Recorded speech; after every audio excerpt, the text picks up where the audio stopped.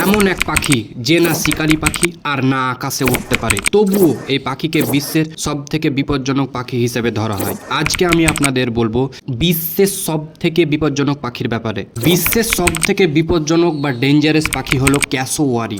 এরা মূলত অস্ট্রেলিয়া এবং নিউ গিনির রেন ফরেস্টে বাস করে। এটি বিপজ্জনক হওয়ার প্রধান যে কারণ, হামলা করার সময় এরা ঘন্টায় 50 কিমি বেগে তাড়া করতে পারে, ফলে পালানো অসম্ভব। শুধু তাই নয়, এদের পায়ের যে আঙুল 5 ইঞ্চি ধারালো ছোড়ার মতো মারাত্মক নখ থাকে, ফলে যে কোনো মানুষকেই মারাত্মকভাবে আহত করতে বা হত্যা করতে পারে।